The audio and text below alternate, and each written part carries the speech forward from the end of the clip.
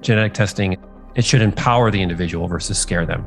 Once you dedicate time to learn how to interpret strategy and determine the direction that you want to go, because strategy is a map, it's a roadmap, it's not an answer. We don't enable you at Seeking Health. We provide you information that allows you to determine where you want to focus, how you want to do it, and then what tools you need in order to do it. But you have to put the work into it. If you know your genetic variations and you know that certain environmental influences can really, really affect your genetic expression, either for the worst or for the better, that's extremely empowering.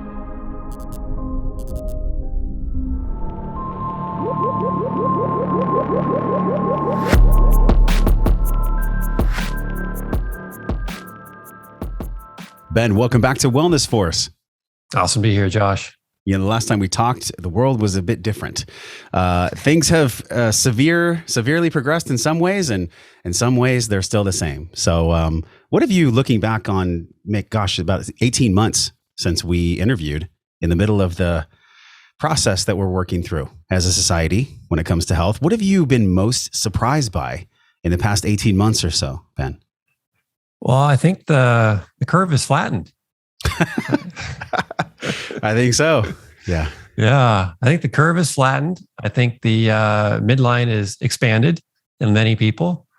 I think the stressors and anxiousness is skyrocketed. And I think this is just all a real shame. And I also want to say that this should be a shining moment for humans to realize how important it is to implement the fundamentals. I mean, if we are implementing the fundamentals and we are, much stronger as a species, and survival as a fittest is really paramount. And to me, that's a really motivating and exciting factor. And I'm really excited for people who have recognized that. And I'm really sad for those who are relying on a needle going in their arm to protect them. So that's a really, really, really powerful way to say it. Because on one side, there's the dependence on something outside of ourselves, on a governmental body, on someone else other than us to take care of us. And then on the other side, there's us. there's the father or the mother that lives inside of us all. And we don't have to have kids, by the way, to be the father or the mother of ourselves and our own health. So one of the things I've loved so much about your work, by the way, we had one of the most downloaded shows the last time you came on. So I'm super excited to have you back. And we explored a little bit about epigenetics and dirty genes and what this whole equation of what I'm born with really means. But today, I want to start here. People have called you before an epigenetic pioneer. What exactly does that mean? Are you trailblazing that space? Who did you learn from? How did you get into the epigenetics? And why did somebody call you the epigenetic pioneer? I think somebody called me the epigenetic pioneer because they don't know who the real pioneers of epigenetics are. Uh-huh. I'm flattered by that statement, but when I hear the term pioneer, I'm thinking Oregon Trail. Me too. I'm thinking Lewis and Clark and people who actually beat the bushes and helped coin the term epigenetics. So I was introduced to this by Bruce Lipton, and Bruce Lipton is a phenomenal speaker, and I witnessed his work first year at med school.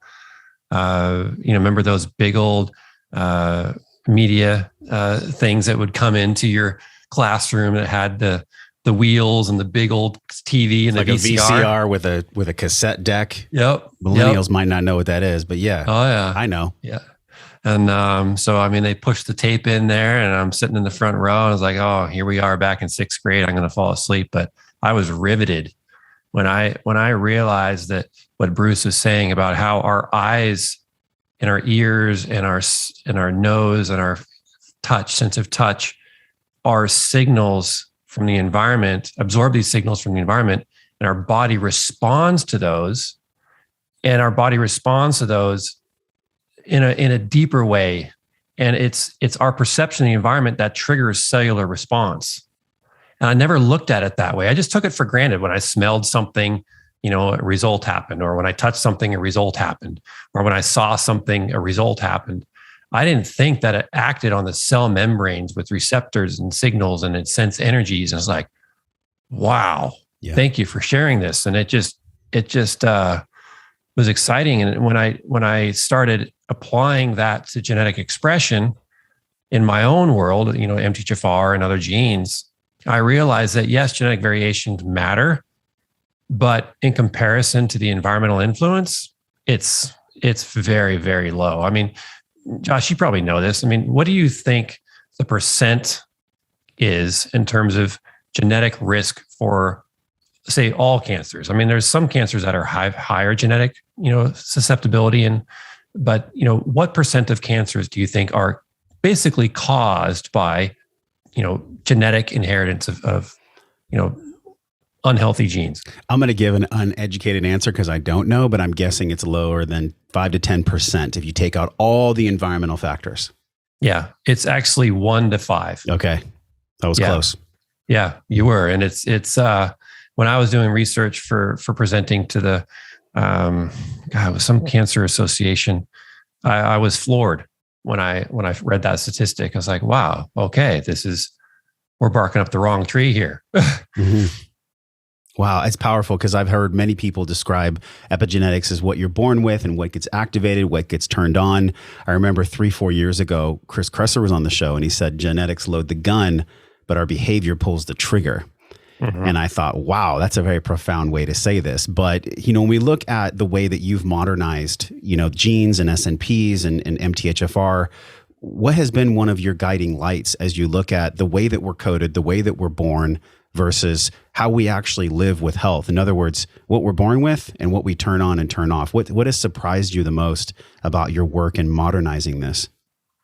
Well, I'll answer this with a story. When I first did genetic testing, I think 2011 on myself and my family, and I got my genetic results back, I was terrified. I was so scared, Josh. I mean, I saw my genetic, I saw my MTHFR there, having the 2 significant SNPs. So my MTHFR's function is reduced by about 75%. So that leaves me about a 25% functioning MTHFR gene. And I was like, oh, that explains a lot, but damn. Then I saw one of my sons has the ApoE44 genetic variation. So he has increased susceptibility to early onset dementia. I'm like, a 3-4. Mm-hmm. Yeah. I think I am as well.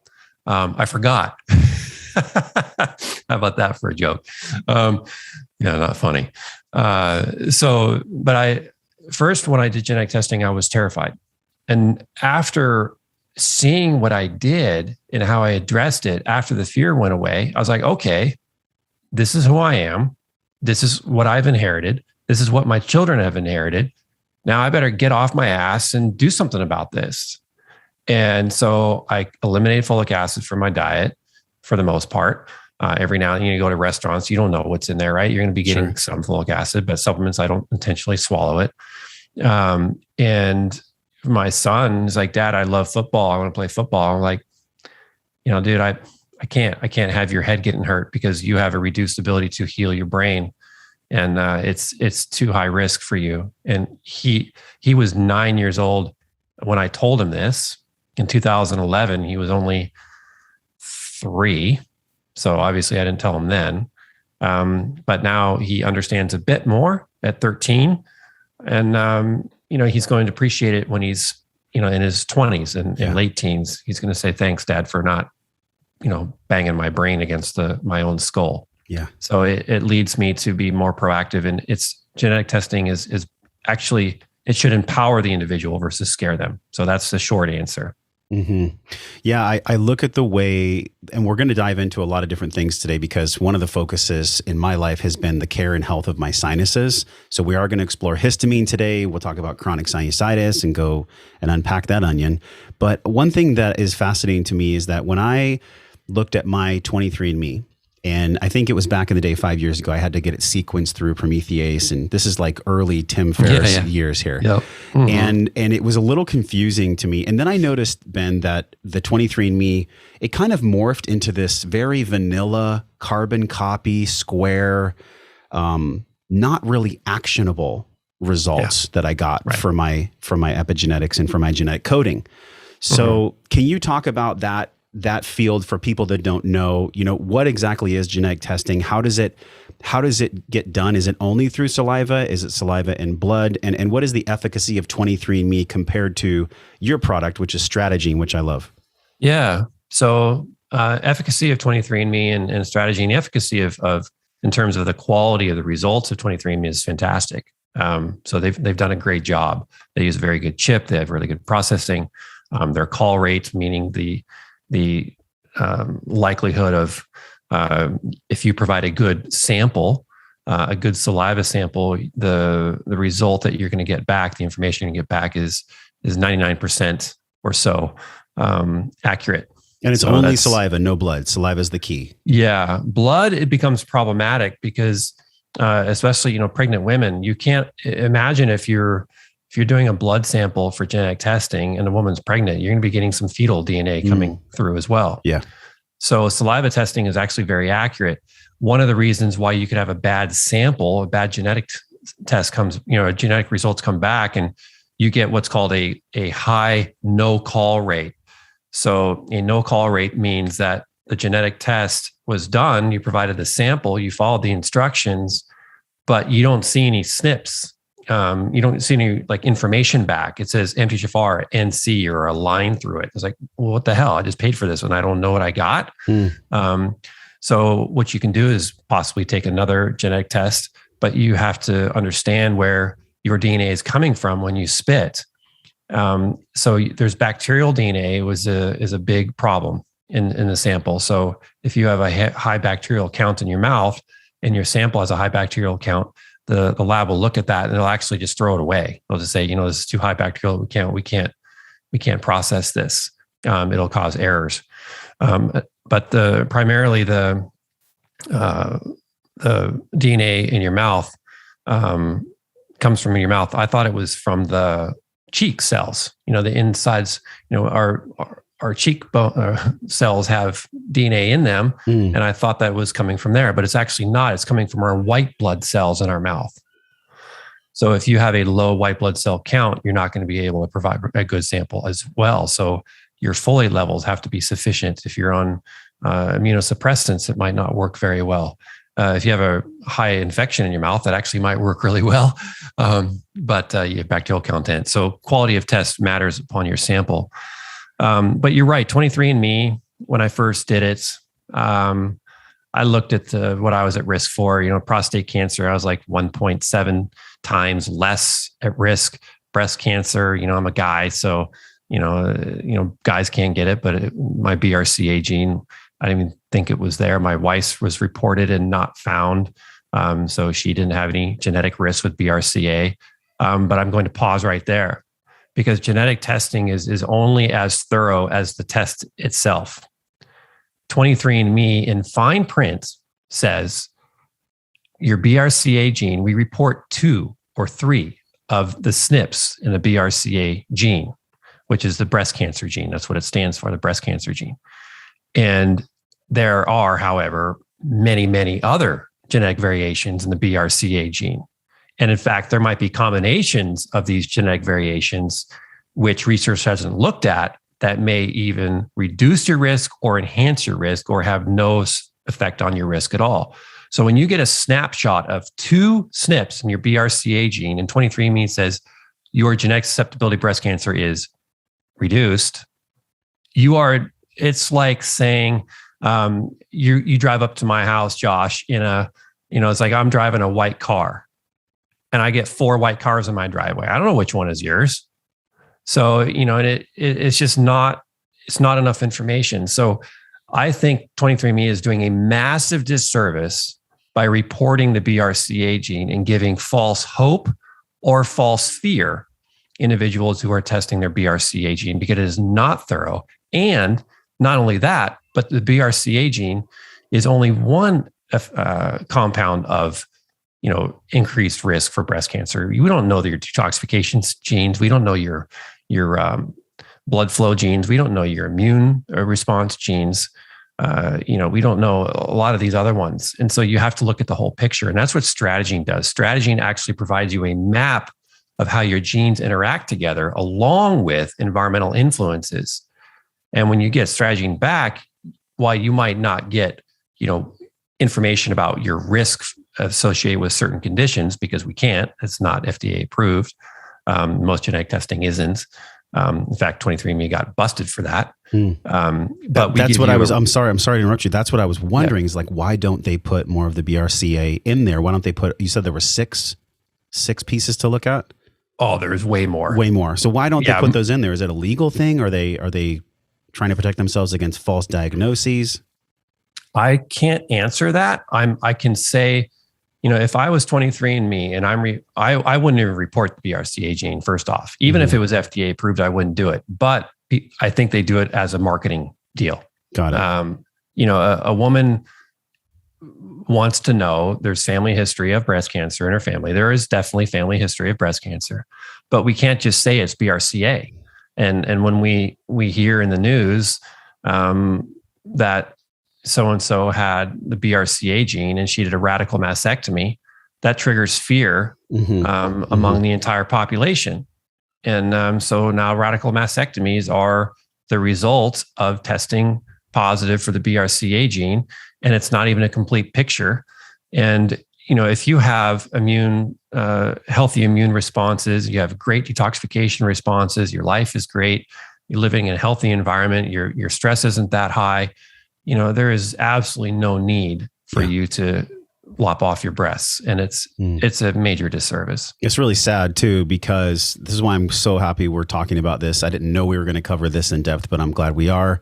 I think of how many people get really captivated by fear. They get hijacked by fear. We're seeing it with what's going on with health right now, with jabs and with mandates and masks and being people forced at home. Australia is a war zone. Australia is absolute insanity right now. And how does that one type of mindset where we're putting our health in other people's hands, we're trusting the status quo, we're looking to movie stars for health advice, we're looking to people that really don't have a passion. Like you have a passion. This has been your work for so long. Bastyr University was your alma mater, and you learned from Bruce Lipton. Like this has been how many years that you've been studying this work? I've been studying it. When I got sick in India, I was really, really sick in India in 2000. God, no, 96. Yeah, wow. Yeah, 1996. I still have my prescriptions from the Ayurvedic doctor behind me on my shelf. I was in high school. Yeah. Oof. So it was 1996 where I started really, really learning about this. And it started with Ayurvedic medicine, which, took me from what I thought was my deathbed. And then it wasn't. I was just extremely, extremely sick. Maybe it was, I don't know. But I was very ill, and Ayurvedic medicine lifted me out within, an hour. I felt amazing. Amazingly better. I was still sick.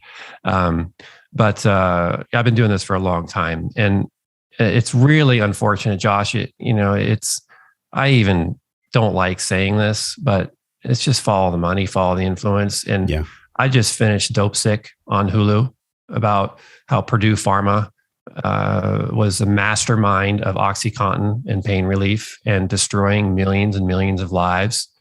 I think Dope Sick is an exact parallel to what's going on with Pfizer and COVID. I mean, it's in the FDA. They're all in bed with each other. Yeah. Purdue Pharma and the FDA was in bed with each other with OxyContin. And, the FDA agent who approved the labeling for OxyContin, saying it was non-addictive, and they put that on the label of OxyContin, and all these people got addicted to it. That FDA person left at the FDA and worked for Purdue Pharma. Now, if you look at Pfizer, now we've got FDA rep approved for a lot of stuff for Pfizer, and now they're working for Pfizer. It's like, are you serious? So watch Dope Sick, folks. Watch it, be informed, and look at it with the eyes of what's going on right now in this world. Yes. And it's such a deep rabbit hole, because I remember when we interviewed during the craziness, when it first started, I was living back in Encinitas. We moved to Texas because we wanted to be more sovereign in our health. We wanted to have more control over the health and really the landscape for our son and for ourselves. And a lot of people, they're not really willing, or maybe they can't financially or whatever it is. They haven't designed a life where their epigenetics and their health can be expressed in the most beautiful way. And I think this is a call to arms for all of us. I think this is a decision point for humanity, for us as a society to decide, am I going to live my life health focused, or am I just going to survive? Am I literally just going to like pay taxes, go to work, have kids, white picket fence, and die? I say hell no. I say hell no to that. And so how does knowing our genetic coding, something like with a tool of Stratagene, how does this fortress us? How does this buffer against the environmental and even the mental things that might come our way? It's an empowerment tool. I mean, once you dedicate time to learn how to interpret Stratagene and determine the direction that you want to go with Stratagene, because Stratagene is a map, it's a roadmap. It's not an answer. We don't enable you at Seeking Health. We provide you information that allows you to determine where you want to focus, how you want to do it, and then what tools you need in order to do it. But you have to put the work into it. But if you know your genetic variations and you know that certain environmental influences can really, really affect your genetic expression, either for the worst or for the better, that's extremely empowering. And I'll tell you, Josh, when I was working with the research, I mean, Stratagene is a compilation of literally thousands of research papers. And so when you look at just a diagram of a certain pathway, like the histamine pathway, and you see 1, 2, 3, 4, 5, 6, like 10 different genes on there. And then you see the epigenetic influences on each one of those genes in purple text or orange text. Every one of those might be 6 to 10 research papers just on the histamine pathway. And so what I want to share right now is a lot of genetic influences on these genes that are expressing in your histamine pathway are influenced by the common issues: inflammation, stress, anxiety, overtraining, undertraining, nutrient deficiencies, nutrient excesses, macro and micro. So high protein, low protein, low minerals, low vitamins, high vitamins, certain combinations of vitamins where, some people respond really well to certain combinations of vitamins and other people don't. Well, if you look at your map on Stratagene, you can actually realize oh, that's why when I take this particular supplement, that might be one of the reasons why I'm feeling a certain way. We have a supplement at Seeking Health that is extremely effective for a vast majority of people called histamine block. And it's the DAO enzyme. And people look on their genetic report on Stratagene and they see that their DAO enzyme is actually genetically inherited to be less effective at processing histamine in the gut. And then we say, well, what does that mean? What it means is your ability to process histamine from wine or alcohol or kombucha or fermented foods, which you've been told are so good for you, or bone broths, and you eat this stuff and you actually feel worse. And you do your Stratagene, it's like, oh my God, I've been pounding the histamine type foods and drinks. And then they start doing the lifestyle shifts. They start removing those foods and changing their diet a bit. And they start feeling better, but not quite enough. So then they try the histamine block by Seeking Health. And some people is like, they got their life back. I mean, it's great. And other people say, I felt nothing. It didn't work for me at all. And then if you look on the Stratagene report, you look at the next gene below that of DAO is a first step in processing histamine in your gut. And there's another gene underneath that called aldehyde dehydrogenase.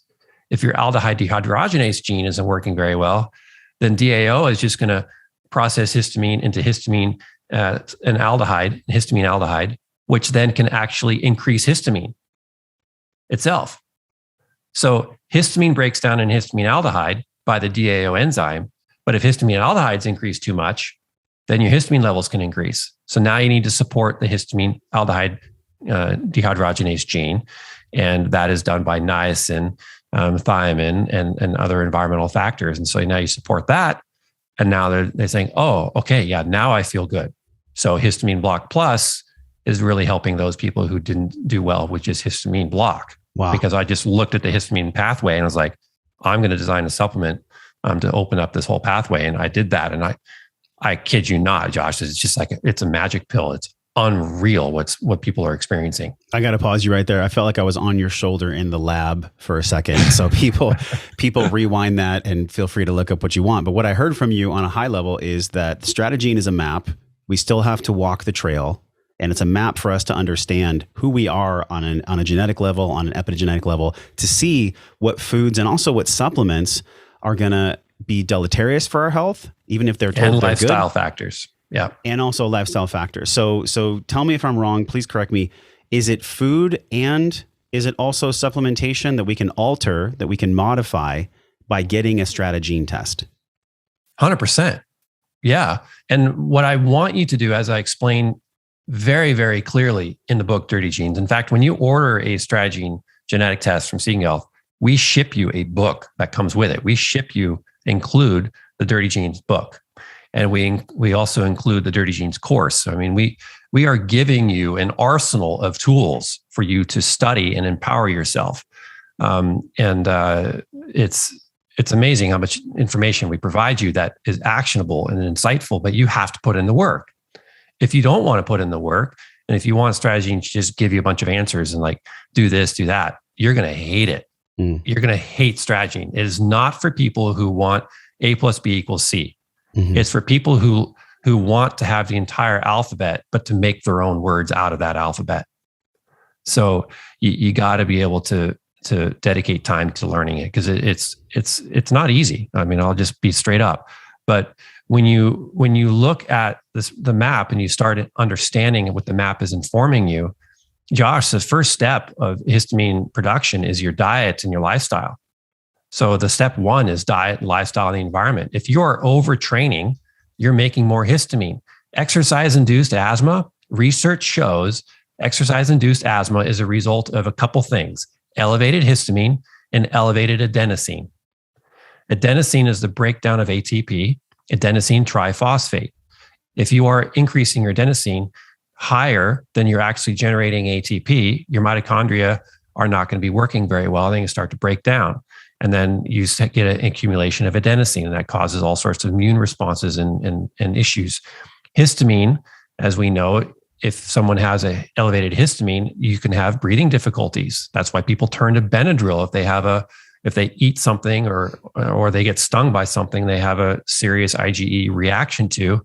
And so with exercise-induced asthma, your histamine levels are really high. So if you lower these individuals' histamine, then their exercise-induced asthma is gone permanently if they maintain healthy levels of histamine. Now, histamine exercise-induced asthma can come back and rear its ugly head at any moment in your life. There is no cure for exercise-induced asthma because there is no cure of maintaining your histamine levels at a perfect level your entire life. That requires work from you. I always say that health is a 4-letter word spelled WORK. And you have to be able to understand what empowers your genes to work efficiently and what makes your genes work harder. Exercise is phenomenal, but if you work too hard, then your genes start getting too dirty. They can't handle it. And they start calling on other genes to support it. And then they get overworked and overburdened. And then you start breaking down. A lot of people get sick when they train too hard. I've done that before, where I actually will cause myself to get a cold or a flu if I've trained really, really hard. So that makes perfect sense. Yeah. Wow. Yeah. Because your genes are overworked. And that's gene 1 that converts histidine, an amino acid, into histamine by the histamine decarboxylase gene. It is heavily influenced by exercise. It's heavily influenced by infections, inflammation, stress. All these things are influencing it. You mentioned adenosine too, and I think about the pathway for coffee. And I don't know if it's coffee or caffeine, because this isn't my specialty. For people, it's caffeine. So for people because part of caffeine's job is that I believe it blocks the histamine receptors, the functionality in the body. Is that the adenosine receptors? The adenosine receptors. So if somebody's drinking coffee and they have potential proclivity for exercise-induced asthma, that would be something that they would need to modify ASAP. Yeah, it's informative. And we show actually the adenosine receptor genetic variations on strategene, and we show the metabolism a bit of adenosine. So if you look at your histamine pathway and your adenosine metabolism, and also we look at your COMT gene, and if you would say, okay, I'm super caffeine sensitive, and if I have just a sip of coffee in the evening, I'm anxious and I can't fall asleep at night. Yeah, that's me. And then you order a strategy and you're like, okay, yeah, I've got the COMT. It's slightly slower. I've got my adenosine receptors are very, very sensitive to adenosine and other things. It gets complicated really fast, but you put it together and you're like, oh, okay, I need to cut back on my caffeine. And what caffeine does is it literally blocks the adenosine from attaching to the receptors. And adenosine naturally accumulates as throughout our day, and it's called a sleep pressure. I learned a bit about this in the book, Why We Sleep, I think is the name of it. Phenomenal book. Actually, I don't like saying this and giving the guy credit, but I will. Bill Gates turned me on to that book on his Instagram. You're going to give a shout out to Gates? Oh my God. No. A shout out for him recommending that book. Okay, cool. But why isn't he talking about that during this whole, whatever. Yes. Okay. Yes. But it's a fantastic book, and adenosine naturally increases our sleep pressure, and caffeine reduces that sleep pressure. So if you reduce your sleep pressure by lowering your adenosine levels, you've got issues. Yeah. And you can cheat for a while, but eventually it'll all catch up. Like that's why people get nausea and they go through caffeine withdrawals, because probably they had some dysregulation with the way adenosine is supposed to work. Yes. Yeah, I would say it's so multifaceted. And that's the other thing too. We are so inherently human that we tend to oversimplify things, and we want to oversimplify it because our reptilian brain requires a huge amount of dopamine and acetylcholine to process this type of information, which then uses up a lot of energy and calories, which then tells us we have to get off our ass and go hunt and gather food. And so we tend to apply the reductionist theory to things in order to safeguard and protect our nutrients in our brain. And that's just a reptilian old thinking, even though we got a fridge right behind us. So if you're oversimplifying things, be careful. And that's why Strategene is such a useful tool for a lot of people, because it does not oversimplify things, but it can frustrate you at the same time because it is very comprehensive. Yeah, it's a powerful tool. You guys find it at wellnessforce.com/store. The code is Josh. You can get the Strategene as well as all the other products from Seeking Health. One of the things that I focused on in my own life is my sinuses and the care of my sinuses. And it's been just a long, arduous battle, Ben. I can't share it enough. Like I've had 3 sinus surgeries in my life. I've had balloon sinuplasty. I'm now using a glutathione spray. But I remember when I was at your house, and it was about 3 years ago, and I was with Mike Mutzel from High Intensity Health, and Mike had a nose that was a little bit stuffy, and you're like, here, take this, snuff it up your nose, go into the sink, and immediately it made him feel better. And that sparked my curiosity. I'm like, okay, what is histamine? What is histamine intolerance? What is the function of histamine in our bodies? What do we need to know about histamine for overall wellness? Oh, without histamine, you are stupid, tired, and unable to fight any infections or deliver blood to your extremities or other parts of your body. It's a signaling molecule that does so many important things. It stimulates your stomach acid. If you don't have enough histamine, you don't digest your food. You don't move your bowels through your gut. You are unable to focus. If you take a over-the-counter medication as an antihistamine, you turn that over, it says may induce drowsiness. So histamine is extremely important for alertness and focus and learning and just having a good day.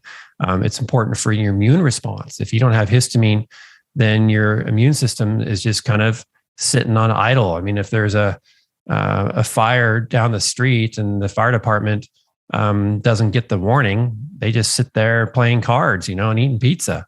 So they're there, but they're not responding. And histamine allows your immune system to respond.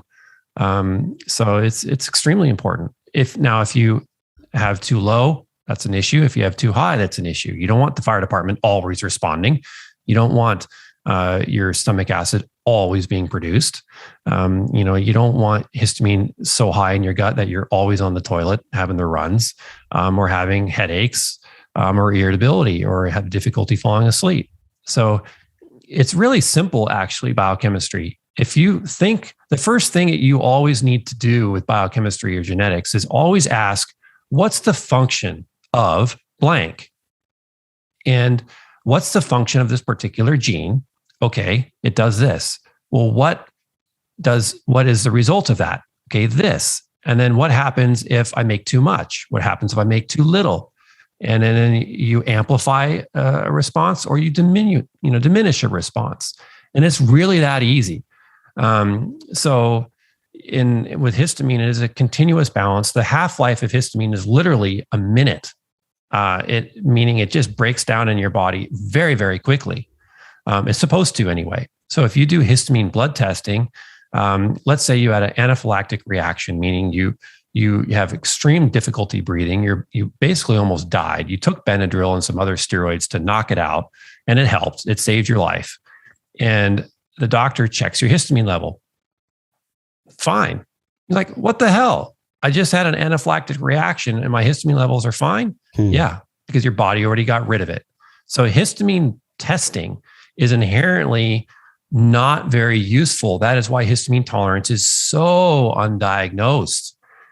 People struggle for decades, literally decades, Josh. I think it takes, I read an article years ago, so my numbers are going to be wrong. I'm going to pull this one from my hip and guess. I think that it was on average, histamine intolerance goes undiagnosed for a minimum of 6 years for people.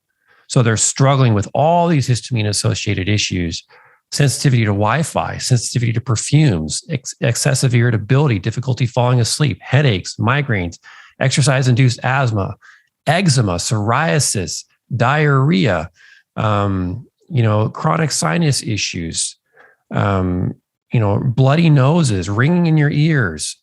Am I ringing any bells? Sure. Yeah, the one that's ringing in my right ear. I've had tinnitus since I was 23. Yeah, there it is. And it's that is a high histamine response, and it could be associated with blood flow. And if your nitric oxide levels are reduced, then histamine comes in and tries to save the day. So nitric oxide is a compound that signals your blood vessels to widen to allow blood flow to the area. And that's called nitric oxide synthase 3, that particular gene that works on that. And I cover this gene in the book. Dirty Genes has a whole chapter on NOS3, and histamine is also covered in the book under the gene DAO. So the genes that we're talking about right now, and if we've left you kind of giving you kind of pieces of the puzzle, but you want more of the puzzle, grab yourself a copy of Dirty Genes or get the Stratagene from Josh, and you get the book with it. But we give you kind of a more along the road and less sciencey, less geeky, more pathway oriented approach. One of the things that comes up quite a bit in our breathwork program, it's Breathe, Breath and Wellness. It's at breathwork.io. And from all the students that we have in there, a lot of people say, Josh, I'd love to do the circular breathing. I'd love to do the breath work, but I literally can't because I can't breathe through my nose, which prompted me to create an entire video training about sinus care. Obviously, the Seeking Health product is in there because I don't know of any other products besides yours. Yours is phenomenal. So talk about what Mike did on your sink when he pulled in the product through his nose. He felt better immediately. How does this help to clear sinuses? And how does one start working this supplement into their life, specifically people like myself that deal with sinus flare-ups, sinus issues? Yeah. And so one of the reasons why histamine intolerance support at Seeking Health is so effective is because I struggled with it my whole life as well. And, I had all sorts of the histamine issues that I just, rattle off not too long ago. I mean, probably all of them. So when you have a pain point yourself, and then you develop products to work on that, and you test them on yourself, and you find improvement, and you're like, oh, okay, this is good. It's hard to work and develop a product for depression if you don't have depression, right? I can't really test it on myself, and I can help other people with it, but I really like tuning into myself and how I'm responding to a supplement. And so histamine intolerance at Seeking Health is it's hands down probably the best out there, because it's so prevalent in my family, and we get great results. So what happened with Mike is, he came over in chronic sinus issues, and I don't remember he ordered Stratagene, and I went over his Stratagene, and and I don't remember what his histamine pathway looks like. And plus I can't share it anyway. But it's like, here, try this. And he's like, what do you mean? And I say, well, this is a probiotic. It's designed to support healthy levels of histamine. And I said, I would like you to open up a capsule. We have a powder now, probiotic histaminics powder, which you don't need to open up the capsule anymore. But this is an off-label use, by the way. So doctors need to recommend this. But you wash your hand and you open up the capsule if you have the capsules, and you literally take like 1/10 of the capsule, and you can either just wipe it just inside your nose or you sniff it, and then you repeat it on the opposite side. And you're like, really? I'm going to put a probiotic in my nose? And I was like, yeah. And I remember when I was doing research on this, Josh, a buddy of mine had his sinuses drilled, and the EENT surgeon told my buddy that he had the worst impacted sinuses he's ever seen. And it was so full of fungus and garbage in there that he was, the drilling helped, but he needed more support. So what did he do? What did you think the doctor prescribed when he said he had a massive amount of fungus? Probably nystatin. No. He prescribed an antibiotic. He should have prescribed nystatin, but he didn't. He prescribed an antibiotic. I'm like, dude, are you kidding me? Damn. What is that going to do? So obviously my buddy wasn't helped at all, and he was really, really bad. I mean, here's a kid that had climbed Mount Rainier multiple times, Baker. He and I summited together, each of those once together. It was amazing. Super fit guy. And now he's debilitated, literally debilitated, with mold and fungus in his nose. And so I said, you know what? I did some research, and the research shows that if people have chronic sinusitis, or they have chronic runny noses, or they have all sorts of sinus issues, their microbiome in their nose is not diverse enough. It is actually a problem. And if you look at the research in the microbial diversity of individuals who have healthy sinuses, their diversity in the microbiome is significant. And so I was like, well, try putting this probiotic in your nose, because it also helps support histamine levels. And he's like, hell, I'm not doing that. So then I took a screenshot of like the 6 research papers that I read. I showed him the research of each one of those, bang, bang, bang, sent it over. And Josh, I should get those for your show as well, so you can have them. We'll have those in the notes. Yeah. And so then I didn't know if he was going to do it or not, because he was totally skeptical. And then I checked in on him like a month or 2 later. I was like, how you doing? He goes, dude, I'm feeling the best I've ever felt. And he goes, I did that thing. And I said, so what happened? He goes, I literally felt so much better within minutes. I was like, whatever. Okay. Now you're just weird. And then I just repeated it on multiple people, including my own son. And it's interesting when you put a probiotic in your nose that you get results in 30 seconds or less. And there was a woman, a girl who tried that at our home, and she did a Facebook Live actually here at my house. And she had a completely occluded nostril, I forget which side. And she was having surgery the next day. And she put the probiotic in her nose. She went in the bathroom because she's embarrassed about it. She came out with a little bit of white powder. I was like, you better wipe that off. Yeah. And a few minutes later, she's like, Mom, I can actually breathe through here. And her mom was like, huh. And I thought they're going to cancel the surgery. I kind of wish they did, but they didn't. But anyway, yeah, it's phenomenal. And what's happening is the bacteria work that fast. If you enhance your microbiome properly, you're going to get results that quickly. And my appreciation and respect for the microbiome has exploded. And here I was for years also taking a wrong probiotic, and I didn't know. I was taking probiotic 12 powder by Seeking Health, and for years. And I was actually increasing my histamine levels, and I didn't know. And then I started learning about histamine intolerance, and I looked at the ingredients on there, and I believe we since reformulated. I need to look again. But I think I pulled those out because I reformulated it.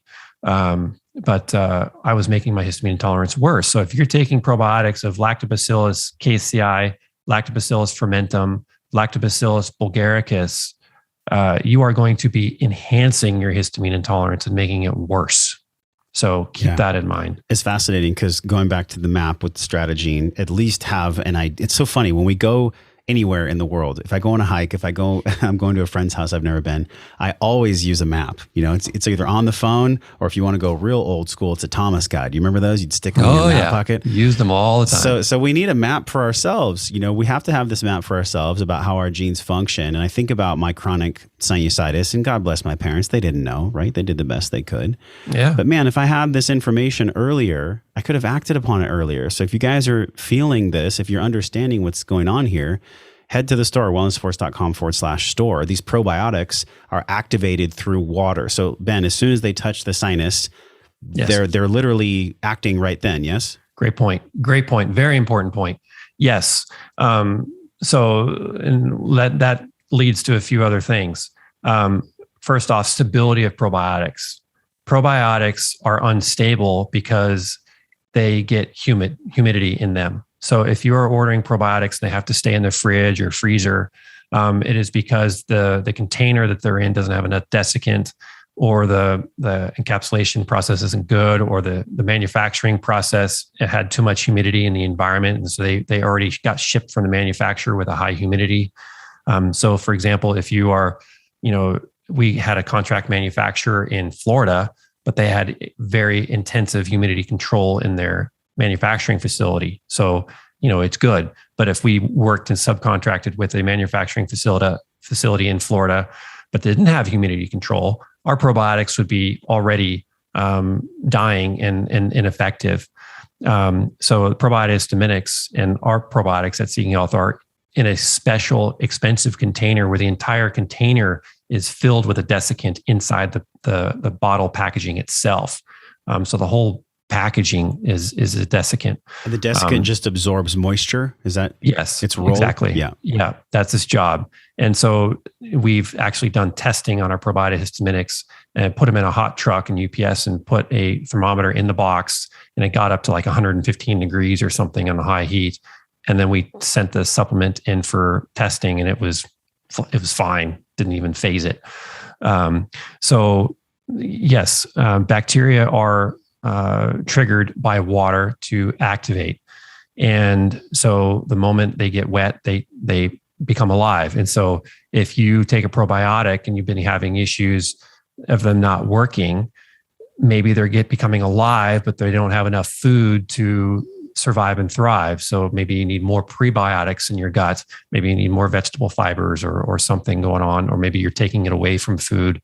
There's various reasons, or maybe they're just crappy probiotics. Mm-hmm. If your sinuses are really, really dry and you put the probiotic in your nose and you don't get much benefit, well, maybe put some water in your nose first, maybe do a neti pot rinse, and don't put any antimicrobials in your neti pot wash at that point. Just use saline water and filtered water. So when you do neti pot, make sure you use filtered water and salt, because your mucous membranes are naturally, salty. But yeah, they trigger from the water. And another thing I want to say about the sinuses, Josh, too, is our oldest son is down in Cal Poly in college, and Cal Poly is lovely weather. It's just sunny all the time. In fact, he was just bragging that it was 75 or 80 degrees now. And here we are, we've got frost on our roof, literally as we speak.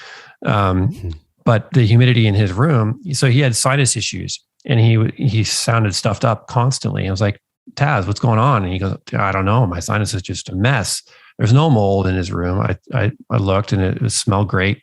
I'm very sensitive to mold, so I'm kind of the mold dog. And so his mold was fine in his room. But I said, what's the humidity? Because he has a humidity percentage on his alarm clock. He goes, it's 25, 30%. I'm like, oh, okay. You got to increase that humidity. I said, why? Because your sinuses are naturally wet, and your sinuses have to have that wetness in them for your immune cells to be activated, because your immune cells kind of move and your probiotics move around in your nose. The microbiome moves around in there. And if they're too dry, then you're going to get more susceptible to infections. That makes sense. People that live in Sedona, people that live in these super dry climates, Arizona, I wonder if there's data around more sinus infections for those areas. I bet if you just typed in PubMed, low humidity, chronic sinusitis, or humidity, sinus infections, you would find all sorts of papers. Yeah. So I said, I ordered a humidifier, and order humidifiers from Amazon or elsewhere that you can control the percent humidity. You do not want those like Vicks humidifiers that you just plug in and they're just constantly spewing massive amounts of steam all night long in your room. And then you wake up in the morning and your sheets are wet, your windows are soaking, your floor is wet. That's not good. Yeah. You want something you can actually control the humidity level, and they have a humidity sensor built in. And so you want 55%. Anything above 60, you got, dust mites and dust mites can increase above 60%. So if your humidity is higher than 60%, you need a dehumidifier, and you want to get that to 55%.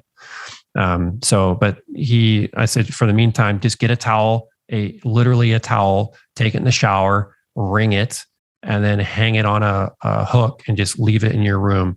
And it has humidity just from that, because it's a small dorm room. I mean, it's literally like 7 feet wide by 15 feet long. It's like a bunker. Yeah. The people who actually designed it designed Alcatraz. Yeah. Don't tell him that. Yeah. Well, he's the one who told me. Okay. So his humidity went from 30 to 50 just from the wet towel. That's fascinating to me, because I think about all the different misconceptions about fungus and about how that impacts sinuses. Is there any, obviously we can't do the deepest dive ever because that would take quite some time, but is there any early signs of fungal infection, not just for sinuses, but for overall health? Like, what are the markers for fungal infection when we look at the body? I would say, fungal infections. So if you look on your strategy report, you look on your glutathione pathway. I'm going to preface with this. If you look at your glutathione pathway, you will see a particular gene that's called glutathione synthetase. See, I can't even say it. So it synthesizes glutathione. And mycotoxins, mold, inhibits this. So mycotoxins prevent your own body from making glutathione. So then, as I said earlier, Josh, what you do is you step back and say, what does glutathione do? Well, glutathione is your body's number one antioxidant. It is highly concentrated in your mitochondria for a good reason. If your mitochondria are not healthy, you are not making ATP, which is actually processed to provide you energy. ATP is your power source.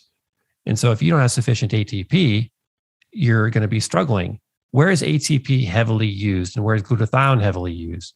You have high amounts of glutathione. In fact, the most concentrated area in your body for glutathione is where in your body do you think, Josh? Just rough guess. It's either sinuses or gut. Nope. Think about the area of your body that gets a lot of work, that is very susceptible to oxidative stress, and is working basically for you hard, 16 hours a day. Liver. Your eyes. Eyes. Liver's a good one. Brain is another big one.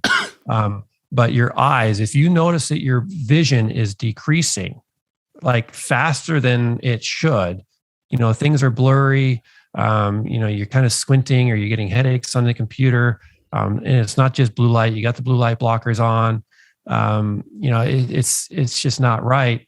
Well, get some glutathione in you. And often what happens when people take glutathione, so they possibly take our optimal liposomal glutathione or our optimal glutathione capsules, but the liposomal glutathione, I prefer you just put a few drops in your mouth and hold it, and then you swallow it. You will literally, your field of vision will become brighter. So if you have a fungal infection or mold exposures, your vision will be less. In fact, there's an online test for vision health, and I forget the name of it. It's on Dr. Ben Lynch's site. I'll get you that link too, Josh. Mm-hmm. So if you can shoot me an email, or your team can shoot me an email of the research studies I need to get for the sciences. We got you. Yeah. And the vision test. And the vision test. VCS, I think it's called, visual contrast sensitivity. And so if your visual contrast sensitivity drops, that is a sure sign of a persistent ongoing infection usually Lyme or some type of co-infection or persistent viral infection, or molds or yeast, and or some type of bio illness, biotoxin. So it's a phenomenal test, but it's really, really important that you have your contrast set. You have to program your monitor appropriately. And so you have to adjust the settings on your monitor before you take the test. Would you have somebody go to the vision test before they looked at their nails or their crotch area or their feet? I mean, obviously those are key signs, right? As well. Yeah. Yeah. I mean, the VCS test it's free, I believe, with a donation. I've talked with the founder by email, not phone. And, this was a test that I learned from Dr. Bill Ray, who was actually practiced in Dallas, Texas, the Environmental Health Center, Dallas. I don't know if that clinic is still around, but it was the number one environmental medicine clinic in the world. It was the best preceptorship I ever had. It was phenomenal. And he used the VCS test as well. And so it's been around a long, long time. So yes, I highly recommend it. And if the curve is significant and lower, then yeah, you probably need to be jumping into a sauna. You need to be using some liposomal glutathione. You need to start looking at sources of infections and molds. They're out there. So sure, if you're cognitively slower, your vision is less. But I would say brain fog is a big one. If you're constantly drinking caffeine or using stimulants to stay energized, you probably got mold going on. It's everywhere. Have you heard of the work from Doug Kaufman? I think he wrote a book called The Fungus Link. Has that ever been in your atmosphere? I know the name, but I've never read the book. No. Okay. Yeah, because he has the antifungal dietary approach, which I don't know if he talks about supplements. I haven't read the book in full detail, but I'm curious from a diet or a supplement perspective. So we have diet, we have supplements, we have lifestyle. Which one of those three would be the starting place? Or maybe you do them all at the same time. I don't know. If somebody is experiencing symptoms of a fungal infection. So fungal or mold, like a true environmental mold infection, or are we talking like yeast? I think more of the yeast. Okay. Yeah. Yeast, I would say that is going to be more, I would say food related. I think that's big. So because the statement of you are what you eat, you can argue both sides and both sides will be right in their argument. But ultimately the foods that you eat are feeding the bacteria in your gut. And this actually ties into histamine intolerance, oxalate sensitivity, and other things as well. So if you are eating pure sugar, I mean, we just had Halloween, right? So, I mean, how many kids fed the yeast in their gut? Because the yeast actually take the sugar, they rely on sugar, and then they convert that sugar into alcohol, and then the alcohol turns into acetaldehyde. And acetaldehyde just increases your histamine, and it causes all sorts of hangover issues and so on. Antabuse, the drug that are prescribed for alcoholics, actually prevents the breakdown of acetaldehyde. That's its job. So if your levels of acetaldehyde or acetaldehyde increase to a certain amount, you're going to puke and vomit and be super, super sick. And so if you are eating candies or drinking alcohol or eating sugars of various sorts, even carbohydrates, simple carbohydrates like bagels and pizzas, these can feed the yeast, and they multiply in significant number. And then bacteria and fungi, they release certain compounds, and it kills their competition. So if you ever went in your yard and you saw dandelion growing in your grass, those dandelion leaves are covering the grass, and they're purposely pushed down along with plantain and other types of weeds to kill the grass around it. So yeast secrete these toxic compounds and kill the healthy bacteria around your gut. And so if you're constantly eating sugar, the good guys they don't live on sugar. Your good bacteria don't want to eat sugar. The yeast do. And so they multiply and they secrete and they kill the good bugs. Now, if you shifted that and you started eating good foods, the yeast are going to start dying off, and you're going to start feeling sick and crappy. And then what does that do? That says, oh, I feel like crap. I'm going to go eat some more sugar, and you feel good again. Mm-hmm. So you're stuck in this conundrum. It's like, I need to kill the yeast, but I can't because I feel like crap. So you need to just, go slowly with it. You need to take binders. You need to take the things which kill the yeast in the evening before you go to bed. And you do these things gradually, and you take probiotics, probably in the morning away from the antimicrobials, so the bacteria can take hold. But there's going to be a period of time where you feel worse. But I would say food is going to be the number one. The human body is so fascinating. I mean, do you ever just have to stop and take a breath in awe about every day, all the things that you see inside of the body that are constantly being unfolded and learned about? It's just so incredible. And I think about the way that we really have been living for quite some time now, ever since really the Industrial Revolution, definitely since the advent of Earl Butz and the Agricultural Revolution, the way we're ignoring how we're supposed to actually function and eat and breathe and move. And I think about where we are now with children being forced to wear masks at school, and still this insane psychopathy that we're experiencing as a society. I mean, our Krishnamurti was right. It's no measure of health to be well adjusted to a profoundly sick society. And our society is very sick right now. So what do you make of this? What is the call that you're putting out with Seeking Health? Obviously, you have an intense body of work and a huge body of education and products and supplements. But from your heart, what do you feel right now as a father, as a business owner, as a human being on planet Earth? Fundamentals are ignored. They're not sexy. And it's actually bringing almost tears in my eyes right now saying it. It sucks. My job is to make fundamentals sexy again. And I appreciate what you're doing with the breathing work. We take for granted the air that we breathe every day. Yeah. And we take for granted our ability to inhale that air and exhale the garbage. We take that for granted. And I'm guilty of it too. But there are moments when I tune in and think, okay, I get it. I need to really focus on my breath right now. In fact, I think it was this morning or last night, a lady reached out. She DM'd me, and I get so many DMs, and periodically I respond, periodically I don't. So don't think you can always get me on DMs, but it's just too many.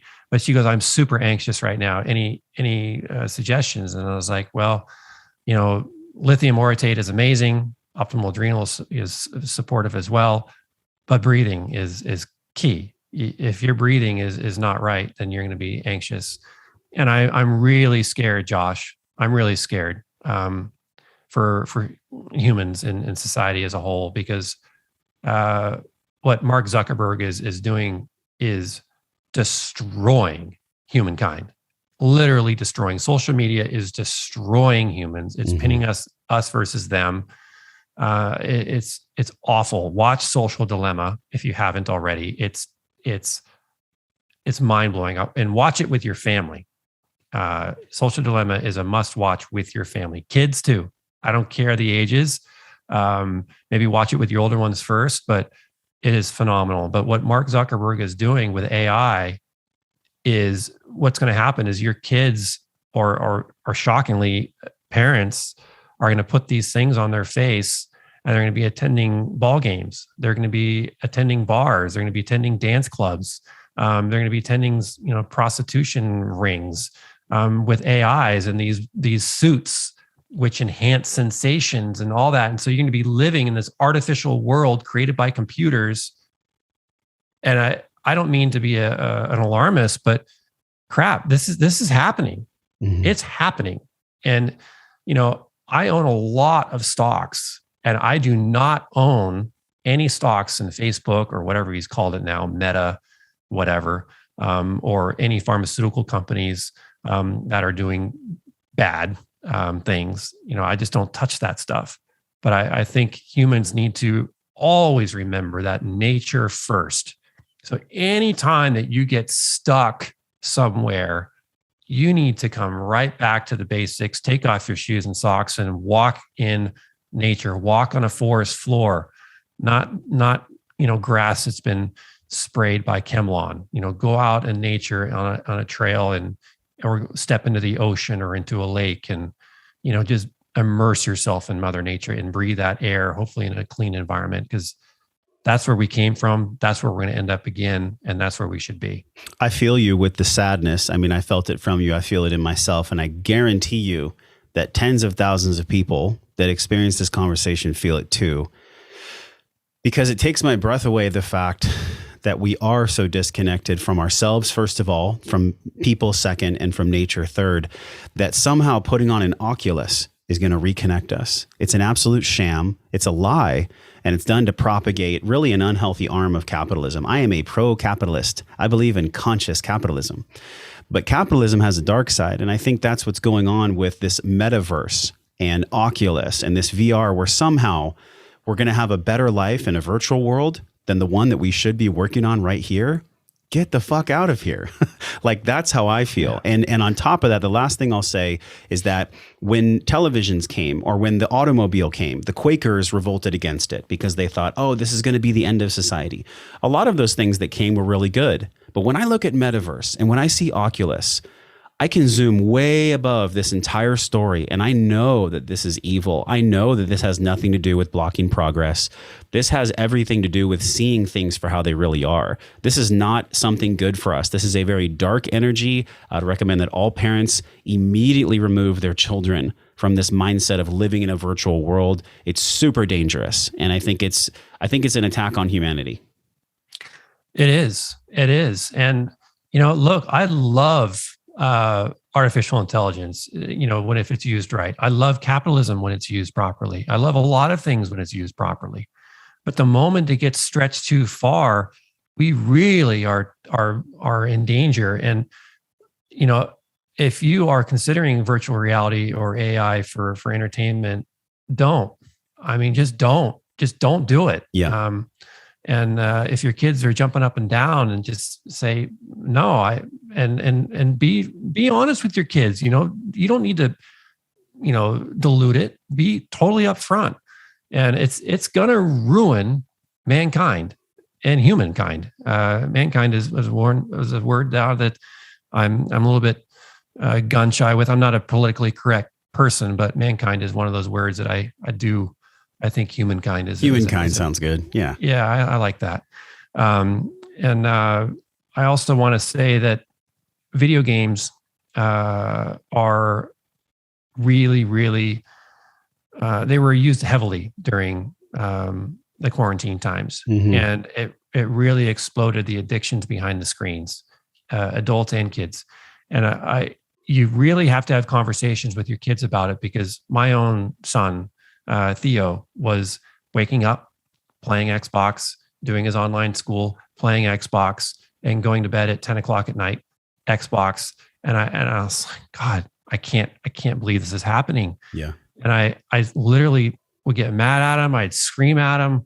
As I come down and eat, I'm not hungry. Well, you're not hungry because your dopamine is so damn high in your brain that you don't need to eat.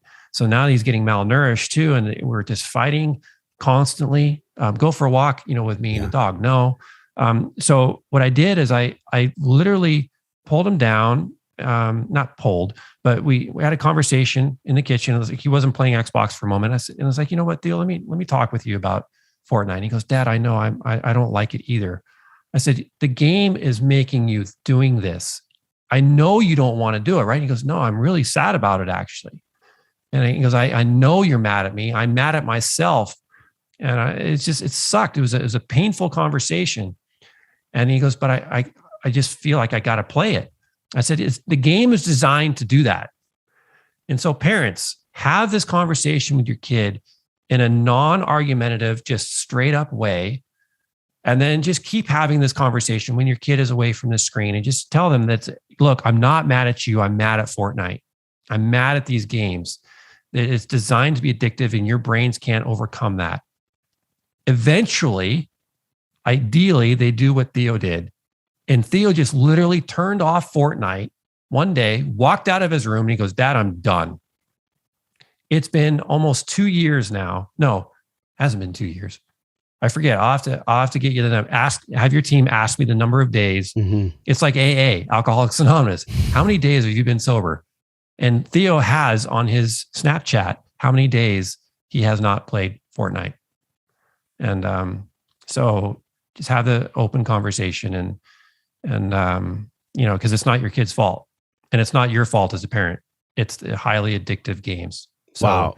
There's so much there to unpack, Ben. And it's interesting because everything we're talking about from a behavioral perspective, whether we're an adult or a child, we are susceptible. Human beings are fallible. We are in an environmental soup, if you will, with Wi-Fi and with video games and with all these things. So whatever happened to survival of the fittest, natural selection, if we continue down this road, are we doomed? Or do you believe in humanity's awareness to overcome this? No, we're doomed.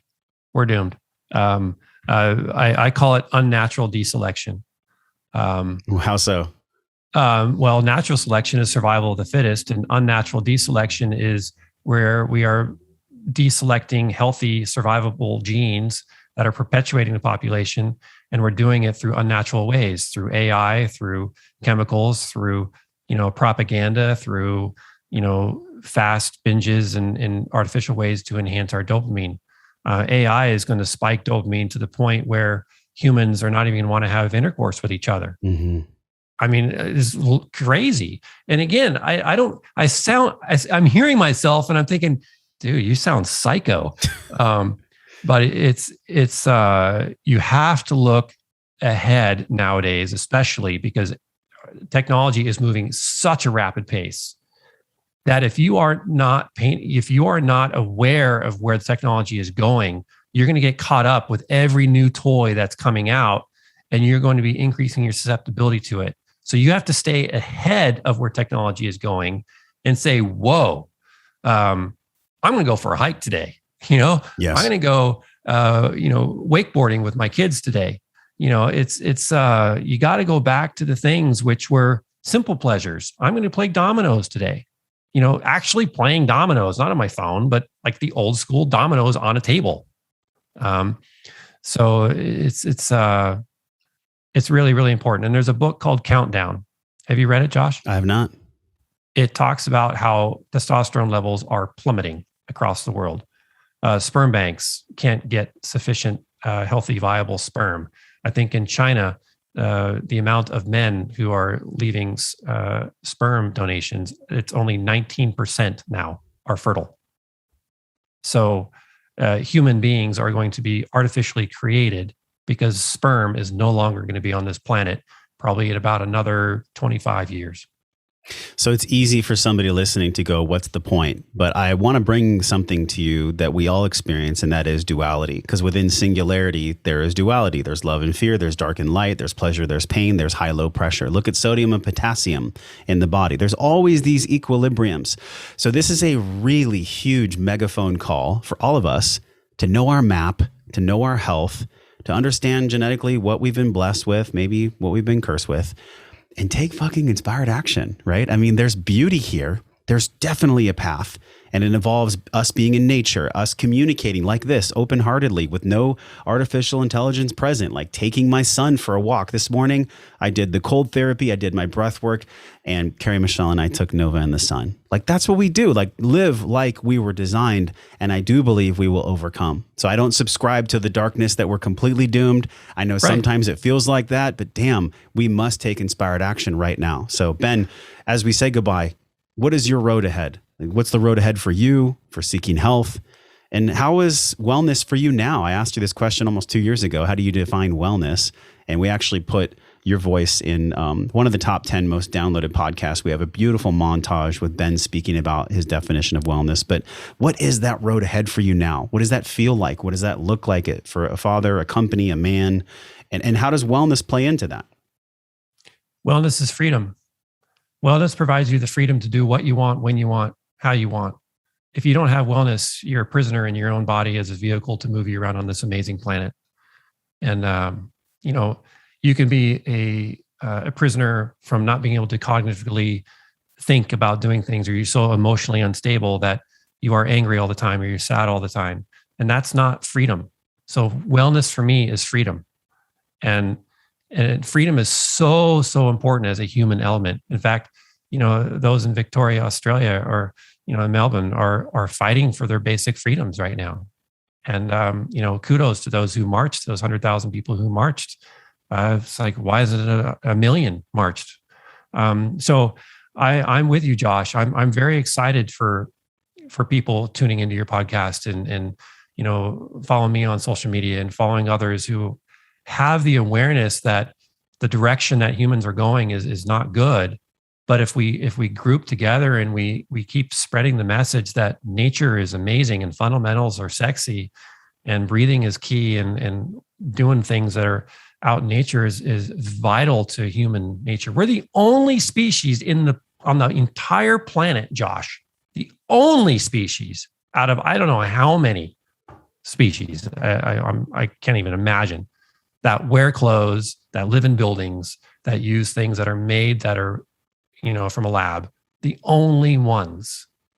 And take that into perspective for a moment and think, why are we the only species? Are we truly the only species that is so high level that we can do this? Or are we actually pretty low level because we are not so connected to nature like they are? So wellness is freedom, and go get it and maintain it. It requires maintenance. Dr. Ben Lynch, always a pleasure. Thank you for coming on the show. Thank you for sharing your wisdom. You guys go to wellnessforce.com/store, pick up Dirty Genes, the book. It comes with the strategy. And the code is Josh. It's a generous discount. Thank you to the entire Seeking Health team for giving us that.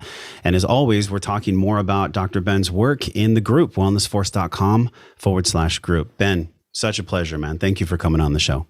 My pleasure, Josh. All right, you guys, until we see you again, I and Ben are wishing you love and wellness.